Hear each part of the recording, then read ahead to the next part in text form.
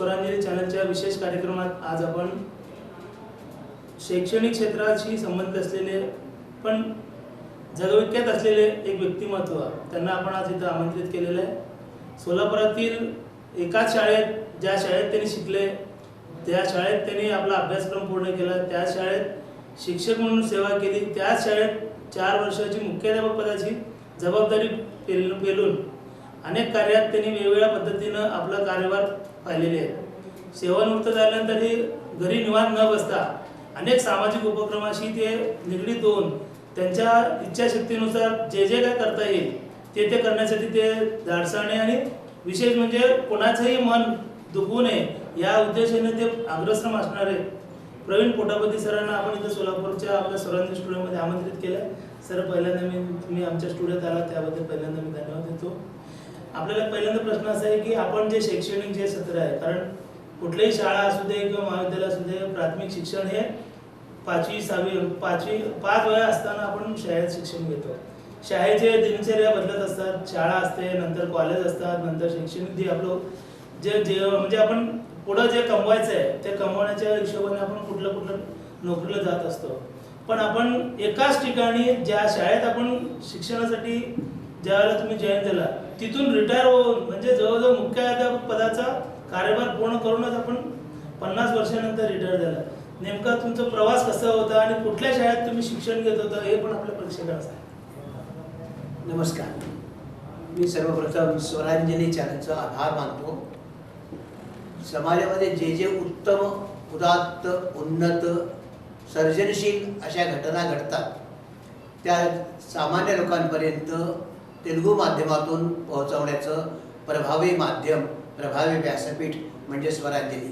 स्वरांजलीला ही काही माझी पहिली भेट नाही, स्वरांजलीचे माझे घरचे फॅमिली संबंध आहेत, तेव्हा मी स्वरांजलीच्या घरचाच एक सदस्य आहे। मला आपण इथे बोलावलं, मला माझा सत्कार केला, माझं स्वागत केलं, त्याबद्दल मी आपले आणि आपल्या सगळ्या स्टाफचे मी आभार मानतो। मी दयानंद काशीनाथ आसावा हायस्कूलमधला विद्यार्थी, 1962 सालीच्या शाळेतला विद्यार्थी, 66ला मी तिथून मॅट्रिक झालो। दयानंद शिक्षण संस्था ही दयानंद कॉलेजची संस्था आहे। Dayanand DAV college managing committee आपण ज्याला म्हणतो, त्या शाळेचे दयानंद कॉलेज आणि त्याच संस्थेचं दयानंद आसावा हायस्कूल। 62 नंतर मी शिक्षकासाठी असलेला अभ्यासक्रम, त्याला आता DED म्हणतो, त्या काळामध्ये TD म्हणत असत, डिप्लोमा इन टीचिंग, आता त्याला डिप्लोमा इन एज्युकेशन म्हणतात, तो 2 वर्षाचा अभ्यास दयानंद कॉलेजमध्येच पूर्ण केला। त्यानंतर मग डिग्री घेतली आणि त्या शाळेमध्ये, आमच्या ज्या शाळेमध्ये मी शिक्षण घेतलं त्या शाळेमध्ये मी शिक्षक झालो। माझी सहज निवड झाली, कारण माझे शालेय जीवनातले उपक्रम आमच्या मुख्याध्यापकांना म्हणजे नकाते सरांना माहीत होतं। मी जरा चळवळ्या होतो, वेगवेगळ्या उपक्रमात मी भाग घेत होतो, म्हणून माझी सहज निवड झाली आणि तिथे मी 36 वर्षाची सेवा केली दयानंद शिक्षण। त्यानंतर मग शेवटच्या 4 वर्षात मुख्याध्यापक म्हणून मला प्रमोशन मिळालं। मला अभिमान वाटतो की एक तेलुगू भाषिक माणसाला दयानंद शिक्षण संस्थेने स्वीकारावं आणि पदोन्नती द्यावी, यात माझ्या कामाचा, माझ्या कौशल्याचा, माझ्या सेवेचा हा गौरव आहे। मी संस्थेचा खूप आभारी आहे। या जवळजवळ 45 वर्षांच्या या शाळेच्या संबंधात दयानंद शिक्षण संस्थेच्या आर्य समाजाच्या संस्काराचे माझ्यावर खूप मोठे परिणाम झाले। त्यामुळे या संस्थेच्या माझ्या वैयक्तिक व्यक्तिमत्व विकासामध्ये या संस्थेचा खूप मोठा मोलाचा वाटा आहे। त्या कॉलेज महाविद्यालयातील प्राचार्याशी, प्राध्यापकांशी आणि त्यांच्या परिवाराशी, विद्यार्थ्यांशी माझा संबंध असायचा। शिक्षकी पेशा फार चांगला पेशा आहे। आपण विद्यार्थ्यांमध्ये राहतो आणि आपण लाईफ लॉंग, आयुष्यभर आपण विद्यार्थी राहतो, आयुष्यभर आपण चिरतरुण राहतो। तेव्हा ज्यांना कधी कुणाला करिअर करायचं असेल, व्यवसाय म्हणून निवडायचं असेल, तर त्यांनी शिक्षकीय पेशामध्ये जायला हरकत नाही। त्याला आपण इंग्लिशमध्ये आपण नोबल प्रोफेशन म्हणजे उदात्त सेवा असं म्हणतात। आपण जे शिक्षक पेशा करत होता, तुम्ही ज्या वेळेला शिक्षण करत असताना काही कालावधीनंतर आपल्याला आपलं सहजीवन पण आपल्याला गरजेचं असते। मग सहजीवन म्हणून आपल्याला सोलापुरातीलच स्वर्णलता पोटापती यांच्याशी आपलं म्हणजे स्वर्णलतांशी तुमचा विवाह झाला। नेमकं विवाह झाल्यानंतर त्या पण शिक्षकी पेशा म्हणून कार्यभार करत होत्या. त्यांना सोलापुरातलं एक म्हणण्यापेक्षा पूर्ण देशातलं एक राष्ट्रपती पुरस्कारासारखं पुरस्कार मिळालं. नेमकं त्यांचं कार्यकर्तृत्व काय, छोटंसं ते आमच्या प्रेक्षकासाठी. मी माझी पहिली सेवा कुचन प्राथमिक शाळा म्हणजे नारायणराव कुचन प्राथमिक शाळा इथे माझी पहिली सेवा झाली. गंगाधरपंत कुचन हे सेक्रेटरी होते आणि कोटा साहेब व्यंकपण्णा कोटा हे चेअरमन होते. माझी निवड अशी सहज झाली. त्यावेळी नोकऱ्या पण सहज मिळायच्या. आणि मग पुढच्याच वर्षी माझी पत्नी तिथे सहशिक्षक म्हणून तिने नोकरी सुरू केली. विवाहापूर्वी आम्ही एकमेकांचे मित्र होतो, एकमेकांचा परिचय होतो आणि परिचयोत्तरांचा विवाह झाला. आणि मग शाळेत असल्यापासून ललित साहित्य, ललित कला मंदिर, महाराष्ट्र साहित्य परिषद, पद्मशाली सांस्कृतिक मंडळ, पद्मशाली शिक्षण संस्था, युवक संघटना, महिला मंडळ अशा वेगवेगळ्या ठिकाणी काम करण्याची संधी मिळाली. फार मोठा उत्साह होता त्या काळात. तरुण होतो त्यामुळे काही नवीन करायचं असं एक मनात होतं. तेव्हापासून माझ्या समाजसेवेची आवड आहे. आणि माझं पाहता तिलाही माझ्या मिसेसला सुवर्णलता पोटावती यांनाही समाजसेवेची आवड निर्माण झाली. महिला मंडळाच्या त्या सेक्रेटरी होत्या. पश्चिम महाराष्ट्र महिला मंडळाच्या त्या सेक्रेटरी होत्या. अखिल भारत महिला मंडळाच्या त्या सेक्रेटरी होत्या. इंदिरा बँकेच्या त्या चेअरमन होत्या. अनेक ठिकाणी काम केलं. शिक्षक लोकशाही आघाडीच्या जिल्ह्याच्या उपाध्यक्षा होत्या. त्यांनाही लोकसेवेची आवड निर्माण झाली आणि मी प्रोत्साहन देत गेलो. माझं स्वातंत्र्य मी जपलं, तिचं स्वातंत्र्य तिने जपलं. आम्ही एकमेकांच्या व्यवसाय आपल्या समाजसेवेमध्ये कधीच इंटरफेअर किंवा हस्तक्षेप केला नाही. आपलं म्हणजे मी काय म्हणत होतो की मॅडमना राष्ट्रपतीसारखं मोठं पुरस्कार मिळाला. नेमकं त्यांना कुठल्या कारणासाठी पुरस्कार नाही तर पुरस्कारासाठी काही करावं लागतं वेगळं. अध्यापनाच्या पलीकडे काही करावं लागतं. केवळ अध्यापन करणारे सगळेच असतात, पण अध्यापनाखेरीज विद्यार्थ्यांसाठी, शाळेसाठी, समाजासाठी काही केलं असेल तरच पुरस्कार मिळतो. मॅडमला जिल्हा, राज्य आणि राष्ट्रीय तिन्ही पुरस्कार मिळाले. पद्मशाली समाजातील तिन्ही पुरस्कार मिळवणाऱ्या त्या एकमेव महिला शिक्षिका आहेत किंवा शिक्षक आहेत. पुरुष शिक्षक पण कोणी नाही आहेत. राष्ट्रपती पुरस्कार मिळवणाऱ्या त्या एकमेव महिला शिक्षिका आहेत किंवा एकमेव शिक्षिका आहेत पद्मशाली समाजातल्या. मग त्यासाठी त्यांनी काय केलं तर एक राष्ट्रीय योजना होती दिल्लीची. त्या संस्थेचं नाव आहे CCRT, centre for cultural resources and training. सांस्कृतिक संसाधन नावाची ती संस्था आहे. त्या संस्थेची योजना अशी होती की विद्यार्थ्यांमध्ये अभ्यासाच्या माध्यमातून कला आणि संस्कृती कशी शिकवता येईल हा त्याचा उद्देश होता.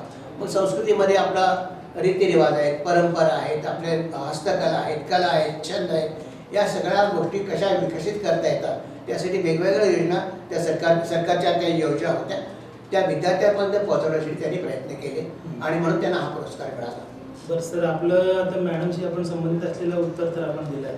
मेन म्हणजे आपण जे गेल्या 50-55 वर्षापासून शैक्षणिक असेल किंवा अन्य जे क्षेत्र असेल त्या क्षेत्राशी आपण संबंधित आहात. तुमचं सोलापुरातील महत्त्वाचं शिक्षण संस्था म्हणजे पद्मशाली शिक्षण संस्था आहे. या संस्थेशी कसं तुमचं जुळलं आहे आणि नेमकं तुम्ही कुठल्या साली त्यांच्याशी जुळून घेतलंय आणि तुम्हाला नेमकं त्यांनी काय जबाबदारी दिली? पद्मशाली शिक्षण संस्थेचे माझे 50 वर्षांचे संबंध आहे. मी 1969ला कुचन प्राथमिक शाळेमध्ये शिक्षक म्हणून लागलो आणि आजपर्यंत वेगवेगळ्या माध्यमातून या संस्थेशी माझे संबंध आहेत. पद्मशाली शिक्षण संस्थेचे शिक्षक, पद्मशाली शिक्षण संस्थेचं पालक म्हणजे माझे दोन्ही विद्यार्थी या शाळेतले विद्यार्थी, दोन्ही मुलं पालक म्हणून या संस्थेशी संबंध. या संस्थेचा कार्यकारी सदस्य म्हणून मी माझा संबंध होता आणि या संस्थेच्या सर्व शाळांचा इतिहास लिहिण्याचा योग किंवा संधी मला मिळाली. मग कुचन प्राथमिक शाळेचा रौप्य महोत्सव असेल, कुचन प्रशालेचा सुवर्ण महोत्सव असेल, अमृत महोत्सव असेल किंवा पद्मशाली शिक्षण संस्थेचा शताब्दी महोत्सव असेल, या निमित्ताने संस्थेशी संबंधित सर्व घटनांचं एकत्रीकरण संकलन करण्याची संधी मला मिळाली. आणि या सभामुळे समाजातल्या प्रत्येक घटकापर्यंत, प्रत्येक गोष्टीपर्यंत सखोलपणे जाण्यासाठी अभ्यास करण्याची संधी मला मिळाली. आपण जवळजवळ 40 पुस्तकं आपण संकलन केलं असं माहिती आहे. आपण 40 पुस्तकं ज्यावेळी तयार केलं आतापर्यंत तुमच्या कालावधीत, यातलं पहिल्यांदा पुस्तक कुठलं होतं आणि त्या पुस्तकातलं नेमकं कोणाच्या यावर तुम्ही त्याचं संकलन केलं? माझ्या पुस्तकाचे 2 प्रकार आहेत. त्याला आपण अहवाल म्हणू. त्या एका प्रकारच्या अहवालाला आपण म्हणूया गौरविका, ज्याच्यामध्ये व्यक्तीची माहिती असते. व्यक्तीच्या माहितीला गौरविका म्हणतो, पण त्याला स्मरणिका म्हणत नाही. आणि एखाद्या संस्थेची माहिती असेल तर त्याला स्मरणिका म्हणतो. स्मरणिका म्हणजे स्मारक. स्मारक हे एका वास्तूची किंवा इथे नसलेल्या लोकांची स्मृती असते, स्मारक असतं. तेव्हा समाजातल्या अनेक मान्यवरांच्या गौरविका मी काढल्या आणि अनेक संस्थांच्या स्मरणिका मी काढल्या. मग हा छंद कसा लागला, मी पत्रकारितेमध्ये कसा गेलो हे जरा थोडक्यात सांगतो. मी शिक्षक असताना शाळेत दर आठवड्याला, दर 15 दिवसाला एखादा कार्यक्रम व्हायचा आणि आपल्या शाळेची माहिती शहरातल्या सर्व शाळांपर्यंत, नागरिकांपर्यंत, लोकांपर्यंत, पालकांपर्यंत जायला पाहिजे. त्यामुळे आपल्या शाळेचं लौकिक वाटतं, इथे काहीतरी चाललंय वेगळं तिथे विद्यार्थ्यांच्या कल्याणासाठी. तेव्हा ती बातमी स्वतः मी तयार करत होतो आणि मी पेपरमध्ये, वर्तमानपत्रामध्ये देण्यासाठी मी स्वतः जायचो. आणि तिथे जे विवेक गळसरे साहेब आहेत किंवा नरसिंह गडकरी साहेब आहेत, जयप्रकाश आभागे साहेब आहेत, त्यांनी मला सांगितलं की बातमी अशी करायची असते. आणि मग अशा प्रकारे त्याच्यामध्ये मला छानपैकी लिहिता येऊ लागलो. त्यानंतर मग मी पत्रकारिता पण सुरू केली, ज्याला आपण फ्रीलान्सर म्हणतो, मुक्त पत्रकारिता. तरुण भारतचा मी पत्रकार होतो, लोकमतचा काही पत्रकार होतो. तरुण भारतने एक साप्ताहिक सुरू केलं होतं, पण पूर्वरंगम नावाचं. त्यात एक माझं उमलत्या काळा नावाचं एक सदर चालायचं. असं हे सदर 3 वर्ष चाललं होतं. तेव्हा त्यानिमित्ताने लोकांच्याकडे जाणं, त्यांच्याकडे काय घडतं त्याची बातमी करणं, त्यांचे फोटो घेणं आणि पेपरला देणं, खूप छान तो अनुभव होता. म्हणजे अगदी कलाकार असतील, रांगोळी कलाकार असतील, राष्ट्रीय पातळीवरचे खेळाडू असतील, अशांची सगळ्यांची माहिती गोळा केली. असं करता करता मग एके दिवशी विष्णू कौकुंटला, आमचे इंडस्ट्रियल बँकेतले एक अधिकारी, ते म्हणाले की कामगार कल्याण केंद्रातले एक अधिकारी आहेत मुसलप्पा जटला, ज्यांनी फार मोठं काम केलं इतिहास लेखनामध्ये, समाज लेखनामध्ये. तर त्यांच्याबद्दल आपल्याला काही करता येईल का, ते निवृत्त होत आहेत, त्यांचा आपण गौरववेग काढूया. मग मला ती कल्पना आवडली आणि मग त्यांची सगळी माहिती, मुलाखती घेणं, त्यांचा ज्यांच्याशी संबंध आला त्यांच्या घरी जाऊन त्यांची माहिती गोळा करणं, त्यांचे फोटो गोळा करणं, अशी ही माझी पहिली गौरविका तयार झाली. त्यामध्ये आमचे विजय आडम एक आर्टिस्ट होते, त्यांची खूप मदत झाली. या 40 वर्षांच्या संपादनामध्ये page layout, font size, font सगळे मला सगळ्या गोष्टी, टेक्निकल गोष्टी हळूहळू कळायला लागल्या. पेपर कोणता वापरतात, कव्हरला काय म्हणतात, स्पाईनला कशाला म्हणतात, हे सगळ्या गोष्टी कळाल्या. आणि मग ही माझी पहिली गौरविका. मग त्यानंतर हिरापण्णा बोल्लीची गौरविका काढली, सीमा आडमची गौरविका काढली, नंतर गंगाधरपंत कोचींची गौरविका काढली. या सगळ्या गौरविकांना वेगवेगळी नावं मी दिली आणि गंमत अशी की ही नावं लोकांनी स्वीकारली. गंगाधरपंत कोचन यांच्या गौरविकाला मी सारथी नाव दिलं. बोल्ली साहेबांच्या गौरविकाला पण छान असं नाव दिलं आणि ती नावं स्वीकारली गेली. मला ते कसं काय जमलं माहीत नाही, पण मी सुचवलेली नावं लोकांनी स्वीकारली. रोटरी क्लबच्या पाक्षिकासाठी ॲप्रोच नावाचं नाव दिलं, किंवा तुळजाभवानी अभियांत्रिकी महाविद्यालयाच्या त्या स्मरणिकेला क्षितिज नाव दिलं. मी नावं सुचवली, लोकांनी सहज स्वीकारली. माझा गौरव आहे. बरं सर, तुम्ही जे पुस्तकं तयार करत होता, तर कुठलंही पुस्तक तयार करताना त्या संबंधित व्यक्तीशी जावं लागतं, या त्या संबंधित जे नाते असतील किंवा त्यांच्या जवळचे माणसं असतील त्यांच्याशी संपर्क साधून त्यांच्याकडनं माहिती संकलन करायची असते. काही फोटोग्राफी असेल तर फोटोग्राफी घ्यावी लागत असायची. मग हे सगळं तुम्ही कुठलं तरी पुस्तक घेत असताना तुम्हाला नेमकं काय काय अडचणी येतात आणि ते समोरचे माणसं तुम्हाला कसं हेल्प करतात? बरं, आपल्या आईवडिलांबद्दल, आपल्या परिवाराबद्दल सर्वांना आवड असायला पाहिजे. असते ती आवड, अभिमान असतो की माझे वडील असे होते, माझे आजोबा असे होते. प्रत्येकाला अभिमान तो आणि तो असावा. आणि प्रत्येकाला वाटतं की आपल्या वडिलांबद्दल कोणीतरी लिहावं. मी लोकांच्याकडे जात होतो, एखाद्या व्यक्तीची माहिती घेत होतो. ते हयात असतात किंवा नसतात, पण त्यांच्या मुलाखती घ्यायच्या, त्यांच्या घरच्यांच्या, त्यांच्या मित्रांच्या मुलाखती घ्यायच्या, त्यांच्या नातेवाईकांच्या मुलाखती घ्यायच्या, त्यांच्या घरातले जुने फोटो गोळा करायचे आणि त्यांच्यापैकी छानपैकी त्याचं संकलन करायचे. प्रत्येक ठिकाणी सहकार्य मिळतं असं नाही, प्रत्येक ठिकाणी तेवढी आस्था दाखवली जाते असंही नाही. मी या सगळ्या स्पर्धिका करताना अगदी ग्राउंड लेवलवर जाऊन मी काम करतो. मी आयुष्यभर स्वयंसेवक होतो. पद्मशाली हेरिटेजचा अध्यक्ष होणं ही माझ्या आयुष्यातली पहिली घटना. पहिल्यांदा मी अध्यक्ष झालो. नाहीतर अन्यथा मी वर्कर होतो, म्हणजे आपण फुल टाईम वर्कर म्हणतो, स्वयंसेवक म्हणतो, पूर्ण वेळ कार्यकर्ता, तसा मी कार्यकर्ता होतो. लोकांच्या घरी जाऊन भिंतीवरच्या फोटो काढून त्याची फ्रेम उकलून त्याचं स्कॅनिंग करून पुन्हा फ्रेम लावून भिंतीवर लावून येणं, प्रत्येकाच्या घरी जाऊन. असं करताना मला कधी काही वैषम्य वाटलं नाही, वाईटपणा वाटला नाही, कमीपणा वाटला नाही. फील्ड वर्क केल्याशिवाय कोणतेही काम होत नाही. तुम्ही जर ऑफिसवर बसून जर काही आदेश देऊ लागला तर कामच होणार नाही. आणि इतकं मोठं काम केवळ खाली जमिनीवर उतरून काम केल्यामुळे झालं. तुम्ही जे म्हणलं की खाली गेल्याशिवाय आपल्याला काम पूर्ण होतं. आता अजून एक प्रश्न असा आहे की ज्यावेळेला आपण कुठेतरी आता पद्मशाली शिक्षण संस्थेशी आपण संबंधित आहात, अनेक पुस्तकाशी तिथले आपण लिखाण केलेलं आहे. या पुस्तक लिखाण करताना आपण सुरुवातीला रौप्य महोत्सव असतील, सुवर्ण महोत्सव असेल, हिरक महोत्सव असेल, आता परवा नुकताच झालेला शेतक महोत्सव असेल, त्यालाही 8-10 वर्ष पूर्ण होत आहेत. असे जे पूर्ण तुम्ही 25-25 वर्षाचं जे तुम्ही कार्यकाळ असताना जे लिखाण केलं आहे, ते लिखाण करताना अनेक क्षेत्रातील म्हणजे आता त्या वेळेचे जे नेते असतील त्यांच्याशी आपला संबंधित आलेला असेल. आताचे दशरथ गोप असतील, मागचे कुचन सर असतील किंवा गुंजाळ असतील किंवा अन्य जे असतील त्या वेळेचे तुमचे संबंधित आले. या सगळ्यांशी तुमचं नातं कसं जुळून घेतलं आणि कसं जुळलं आहे? मगाशी आपलं बोलणं झालं त्यावेळी मी सांगत होतो, इंदापूर साहेबांनी सांगितलं की यांना कधी राग येत नाही किंवा यांच्या कोणी शत्रू नाही, जे काय आहे ते मित्र.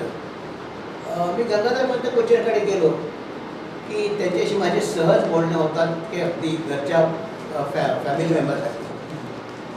त्यांचे जे आणखी मित्र असतील किंवा दुसऱ्या विचारसरणीचे असतील त्यांच्याकडे गेलो तर तितक्याच सरळपणे ते माझ्याशी बोलतात.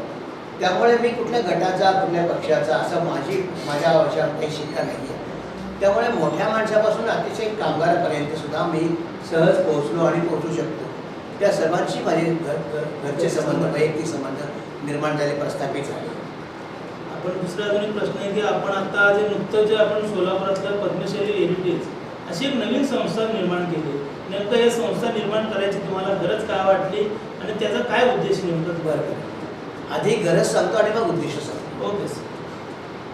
आपल्याकडे आशण्णा इरावती नावाचे एक मोठे लेखक होऊन गेले की ज्यांचं 50 वर्ष, जवळजवळ 50 वर्ष सेवा त्याची मारवाडी समाजामध्ये झाली. पण ते एकमेव ही अशी व्यक्ती की ज्यांना समाजाबद्दल तळमळ होती, समाजाबद्दल आस्था होती, समाजामध्ये जे काही घडत आहे ते पाहत होते आणि ते लिहित होते. जवळजवळ डायरी लिहिल्यासारखंच त्याच्याकडे त्याच्या पुस्तकात आहे. त्या पुस्तकाचं प्रकाशन झालं 1969मध्ये, 69 म्हणजे 70 समजू आपण. त्याच्यामध्ये पद्मशाली त्या पुस्तकाचं नाव आहे माझ्या आयुष्यातील टिपणे. त्या पुस्तकाला माझ्या दृष्टीने इतकं महत्त्व आहे की त्याला मी एनसायक्लोपीडिया ऑफ पद्मशाली समाज, पद्मशाली समाजाचा तो शब्दकोश आहे किंवा तो माहिती कोश आहे. आतापर्यंत या पुढच्या 50 वर्षामध्ये वेगवेगळ्या निमित्ताने जे काही लेखन लिहिलं गेलं पद्मशाली समाजाबद्दल, मग ते मार्कंडी जन्मोत्सवाच्या निमित्तानं असेल, नारोळे पौर्णिमेच्या निमित्तानं असेल, काही मासिकातून पक्षिकातून जी काही माहिती आहे ती सगळी आशनाच्या पुस्तकातली आहे. ही अतिशयोक्ती नाही. आपण म्हणतो ना व्यासोच्छिष्टम जगत सर्वम, म्हणजे हे जगामध्ये जे काही साहित्य आहे ते सगळं व्यासाने उष्ट केलेलं आहे. तसं जर मी म्हटलं अतिशयोक्तीचं होणार नाही की आपण जे काही लिहितो आज मासिकात, पुस्तकात, पाक्षिकात, साप्ताहिकात, ते सगळं आशनांच्या पुस्तकातलं आहे. ही अतिशयोक्ती नाही. त्यामुळे व्यासोच्छिष्टम जगत सर्वम त्याप्रमाणे आषाढाने जे उष्ट केलं, लिहिलं, ते सगळं पुन्हा पुन्हा पुन्हा पुन्हा लिहिलं जातं. आता समस्या अशी आहे, प्रश्न असा आहे की त्या 1969-70 नंतर इतिहास घडलाच नाही. प्रचंड घटना घडल्या. या 50 वर्षाचा काळ म्हणजे टेक्स्टाईल उद्योगाच्या दृष्टीने, वस्त्रोद्योगाच्या दृष्टीने, सोलापुरातल्या सहकार क्षेत्रात, सोलापुरातल्या गिरण्या, बँका आणि शिक्षण क्षेत्रामध्ये प्रचंड उलाढाल झाली. हा तर सुवर्ण काळ होता औद्योगिकदृष्ट्या. सोलापूरच्या साखर पेठेमध्ये सोन्याचा धूर निघायचा असं म्हटलं जातं, ते काही चुकीचं नाही आहे. आणि मग त्याचं कुठेतरी वृत्तांत लेखन काहीतरी झालं पाहिजे. तसं झालं नाही ही दुर्दैवाची गोष्ट आहे. तसा कोणी प्रयत्न केला नाही. का केला नाही माहीत नाही. तसा थोडासा प्रयत्न नाही केला. मग सांगितल्याप्रमाणे गौरविका सुरुवात केली. सुरुवातीला गौरविका लिहिल्या व्यक्तीचे चरित्र, व्यक्तिचरित्र. मग हिरप्पण्णा असतील किंवा गंगाधर भूषण असतील, सीमा आढाव असतील किंवा मुस्लप्पा जगला असतील, पुल्ली मल्लांना असतील, या सर्वांची चरित्र लिहिली. आणि मग आपण संस्थांच्या चरित्र इतिहास लिहायला पाहिजे असं वाटतं. तोपर्यंत योगायोगाने सोलापूर सूतगिरणी, यशवंत सूतगिरणी, पॉवर फेडरेशन, लेबर फेडरेशन या सगळ्या संस्थांचे 25-25 वर्ष पूर्ण होऊ लागले.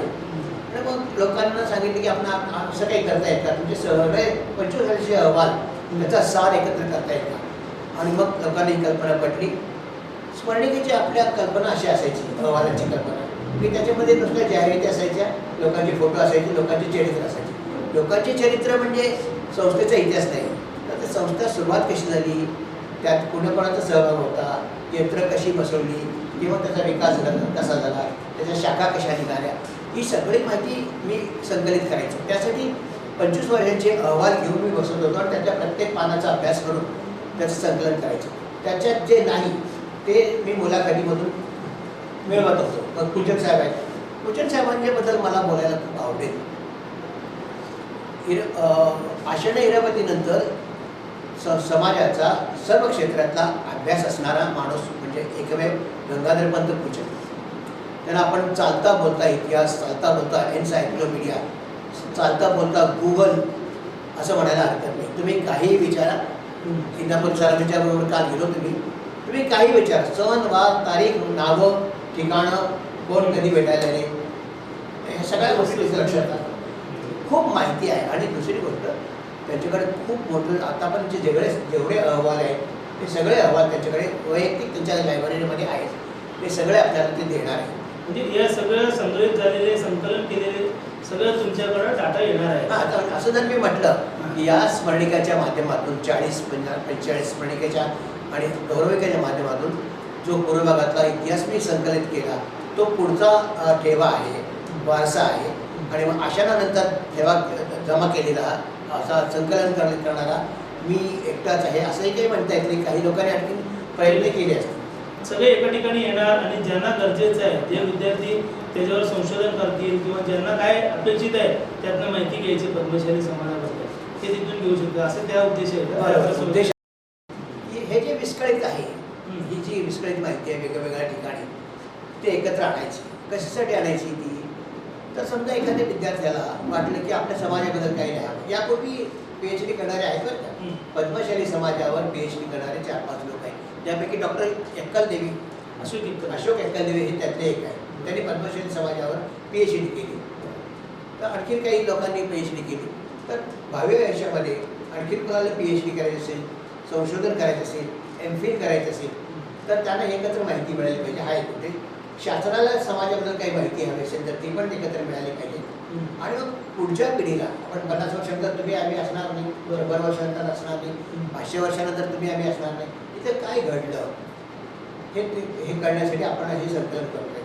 अमेरिकेमध्ये त्यांचा जो इतिहास आहे, राष्ट्राचा इतिहास, त्याचं मायक्रोफिल्मिंग करतात आणि कुपीमध्ये बंद करून ही कुपी जमिनीमध्ये खोल गाडतात. कन्सेप्ट अशी आहे, संकल्पना अशी आहे की उद्या 500 वर्षानंतर, 1000 वर्षानंतर जर पृथ्वीमध्ये काही उलाढाल झाली तर तो इतिहास जिवंत राहिला पाहिजे. वारसा जतन करण्याची ही परंपरा ही काही नवीन आहे. मी काही नवीन काही करतो, वारसा जतन करतो, इतिहास संकलन करतो, हे काही मीच करतो असं नाही. जगात सर्व ठिकाणी वारसा संकलन केलं जातं. ऑस्ट्रेलियामध्ये मी माझ्या मुलाकडे वाचताना गेलो. तिथे मला एक वेगळं काहीतरी दिसलं. काय दिसलं, मी माझ्या नातवाला शाळेत सोडलो की फिरत जायचं 1-2 तास. तर तिथे काही मला फलक दिसले, छोटे बोर्ड दिसले. कुतूहल म्हणून मी बोर्डवरचं वाचायला पाहिलं, मी वाचून पाहिलं. तर त्याच्यावर त्यांनी काय दिलं किंवा ही इमारत अमक्याची, आता एक समजा मॉल आहे तिथे किंवा स्टेशन आहे, तर ही जागा कुणाची होती आणि त्यावेळी कोणत्या पद्धतीसाठी, कोणत्या कारणासाठी ती जागा वापरली जात असेल. ऑस्ट्रेलियामध्ये ब्रिटिशांचं राज्य आहे. 1855 तिथे सोनं मिळालं. त्याला गोल्ड रश म्हणतात. आणि ब्रिटिशांनी ते सोनं गोळा करण्यासाठी खाणी तयार केल्या आणि जगभरातून मजूर मागवले आणि मोठं सोनं मिळालं त्यांना. अजूनही ब्रिटिशांचं राज्य आहे तिथे. तर ब्रिटिशांनी त्या लोकांकडून जमिनीत बळकावल्या, ॲक्वायर केल्या, त्यांचं स्मरण आहे. त्यांच्या स्मरणार्थ तिथे त्यांनी जागोजागी प्लेट लावलेली आहे. ही आमच्या त्या आदिवासींना ॲबॉरिजिनल म्हणतात तिथे. तर ही आमच्या ॲबॉरिजिनल लोकांची जागा आहे म्हणून त्याची जाणीव ठेवतात, प्रसन्नतेने ते बोर्ड लावले जातात. हा इतिहास जतन करण्याचा हा एक प्रकार आहे. पुण्यामध्ये नीलफलक नावाचा एक प्रकार आहे की ते साहित्य सम्राट नटजी केळकर राहत होते आमच्या सालापासून आजपर्यंत. किंवा भास्कर बुवा बखले संगीतकार ते राहत होते, त्या नावाची पाटी तिथे लावलेली असायची. किंवा ह न आपटे कादंबरीकार राहत होते. असे नीलफलक तिथे लावलेले दिसतात. तशी एक संकल्पना आपल्याकडे आपल्याला राबवता येईल का की इथे हिरकपुणा बोलले राहायचे, त्याचं हे निवासस्थान.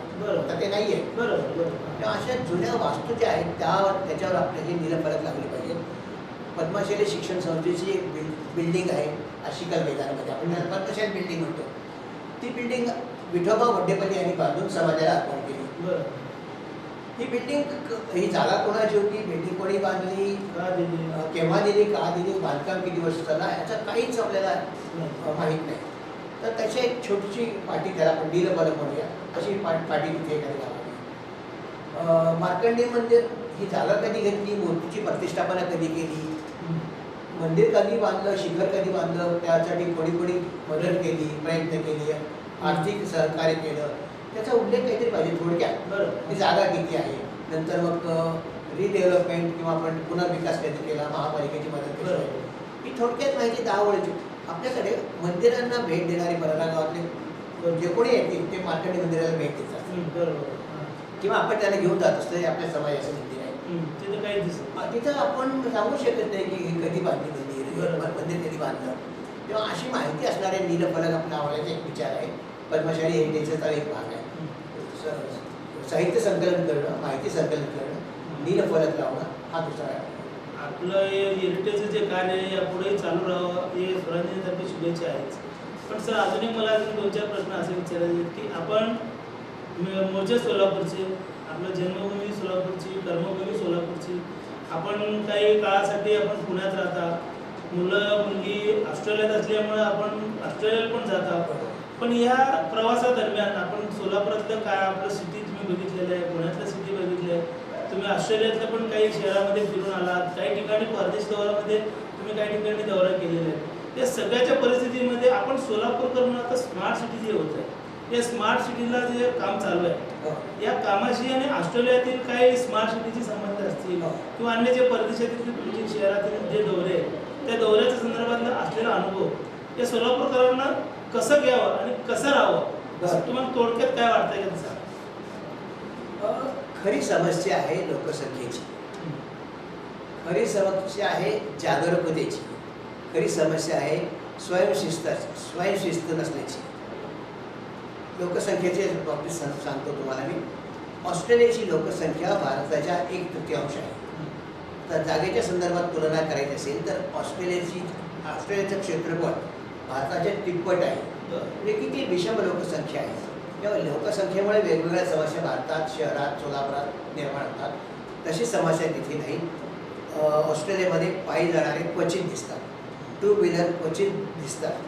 तिथे सार्वजनिक वाहतूक, पब्लिक ट्रान्सपोर्टची व्यवस्था अतिशय चांगली आहे, जी आपल्याला सोलापुरात करता येईल का असं पब्लिक ट्रान्सपोर्ट जेव्हा वाढेल तेव्हा खाजगी वाहनं कमी होतात. ऑस्ट्रेलियामध्ये सायकल ट्रॅक स्वतंत्र आहे की ज्यावर अन्य वाहनांचं अतिक्रमण कधी होत नाही. आपण सोलापुरात किंवा माझ्या पुण्यासारख्या ठिकाणी सायकल ट्रॅकवरून स्कूटर किंवा मोटरसायकल घुसवणारे अनेक लोक आपण पाहतो. तसं तिथं होत नाही. ह्याला गरज आहे स्वयंशिस्त.